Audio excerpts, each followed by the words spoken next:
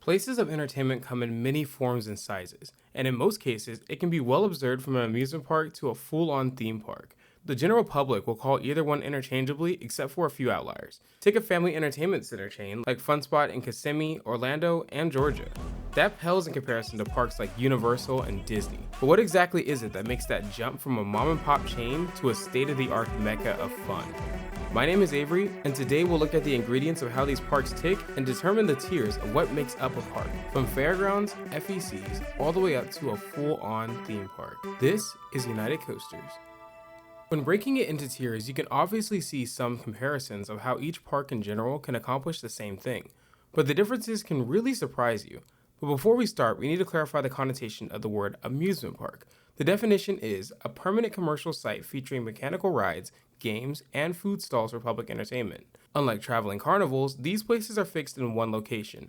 But if that was the case, one could say an average Six Flags park and say, I don't know, an Incredible Pizza are both considered an amusement park. And by that definition, they both are, but one greatly outshines the other. Looking at the bottomest tier, you have attractions and mountain coasters. These range from local hotspots like Mountain Creek Water Park in Vernon, New Jersey, all the way up to places like the Vegas Strat Hotel that has rides on top.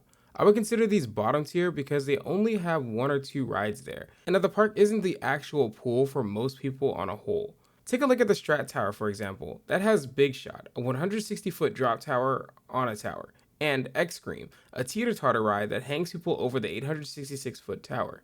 Even though they get a good rush of adrenaline junkies year after year, it's mostly because of the area around it. Vegas has casinos and shows. Mountain parks have, well, mountains. And although the German manufacturer Vegan has a primary foothold for mountain parks, for the parks themselves, it's not enough to move up to the next tier, which is fairgrounds.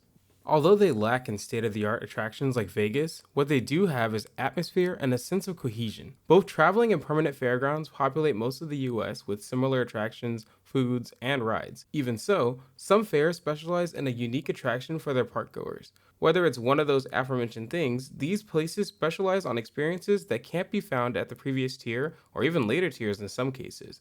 Most of the time, fairs don't even have roller coasters, so the ones that do are truly a sight to see. But looking at this tier, you can see the starting embers of either an amusement or theme park. For this next tier, we'll have to go close to the water for boardwalk parks.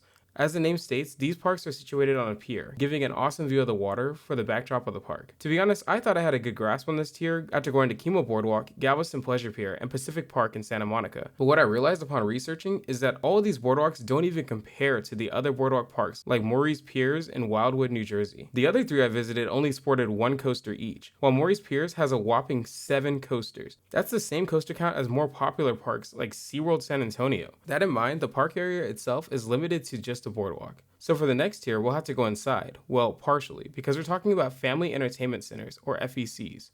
Think of the defunct ZDT's amusement park, or the Fun Spot locations for this tier. This is where you start seeing the initial blueprints of a full-fledged park. Coincidentally, both of these locations are diminished from the last time I visited, as ZDT's is long gone and Fun Spot Atlanta is about to become defunct. That's a video for another time because I want to focus on the operating ones. For this tier, it's the Fun Spot locations that thrive. The 2 remaining locations are shining examples of parks just a tier away from an amusement park. I believe that they share their weaknesses from the other lower tiers in their size and attendance. Even though they have state-of-the-art roller coasters doing things that other parks can't, their notoriety is more local-based than anything. That doesn't mean I believe them or any other ones below them to carry any less enjoyment. I just mean that it would be pretty insane for a roller coaster enthusiast to plan a trip to hit these instead of the next 2 tiers. But before I get into them, it would mean a lot for you to like and subscribe to this channel. I know it's been a while since I posted, but the recent views I've gotten to this channel has inspired me to continue it. With that said, I just want to say thank you and stick around for more content in the not too distant future. Finally, with these next 2 tiers, we're hitting on what this video was made for, starting with amusement parks. These are your big hitting chain parks. These are your SeaWorlds, Six Flagses, your Hershend, even your Nickelodeon Universe locations. Massive areas that host shows, food, and interconnected experiences across its many parks. For states that don't have an elite theme park, so any state not named California or Florida, these are the landmark attractions for the region. Amusement parks carry a litany of rides and attractions for virtually any guest and operate year after year to bigger crowds, year-round too for some parks. That, along with their interconnectivity to sister locations, are major upsides compared to theme parks. Another great thing about amusement parks are their consistent new additions. Regardless of scale, parks in these chains are bound to get a new addition of some sort every year. On top of that, clones of rides and attractions are still common, allowing one to ride without having to travel thousands of miles just to experience it. Summing up the positives, amusement parks exude the feeling of convenience, although there are some huge caveats that need to be brought up. The expansion method is a double-edged sword, because more often than not, it leaves guests with an underwhelming experience. Random ride closures, one-train operations, and overall park guest experiences are a common hit or miss for parks like these realistically. Those issues are dramatically reduced when it comes to the last tier, theme parks. You can debate on what park is considered a theme park, and later we will, but you know what we're talking about. Disney and Universal, the big two. Residing mostly in California and Florida, these parks are the pinnacle of what a place of fun is supposed to be.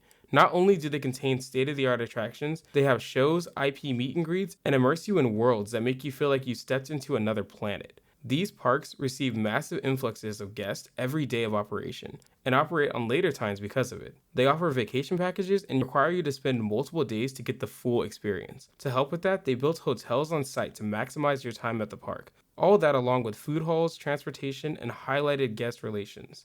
These are what every other park operator strives to achieve in their parks. And without these, one would think that anything else would automatically be subject to the lower tiers. However, this tier is not without its quote-unquote flaws. The major one being its price, and a close second being that they have limited locations. And as such, I don't believe that factor should fit into the criteria of what makes them a theme park. There are other parks in the US that I consider outliers from their respected tier and should be expressed as such. And that's why I believe we should input a new tier that fits in between theme and amusement parks. A theme light park, so to speak. Parks that go up and above their denotation and are on their way to becoming a theme park in their own right. 3 parks come to mind in this category: Hershey Park in Hershey, Pennsylvania, Dollywood in Pigeon Forge, Tennessee, and Busch Gardens Tampa in Tampa Bay, Florida. All 3 of these parks carry their own unique identity in that you can't find an experience like that for miles around them.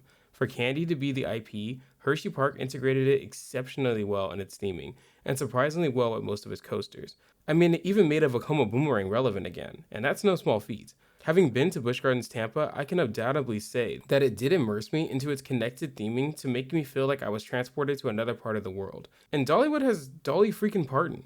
And of course, it also holds the theme of the American dream and the great outdoors. I know that you can make a case for Silver Dollar City or Busch Gardens Williamsburg to be added to the sub-tier 2 for the same aspects, but I feel like those parks aren't highlighted as often in the public eye. Regardless, that just boldens the claim that sub-tiers are needed for a discussion like this.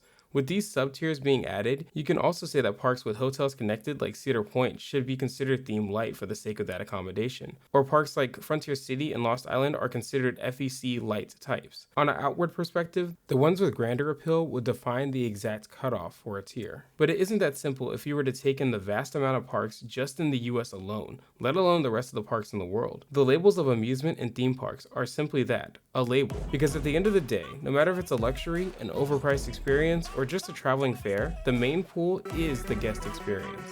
If you agree, disagree, or want to add what parks should be in their own subcategory, leave a comment below after liking this video. Lastly, I just want to say thank you for watching, and remember to stay united.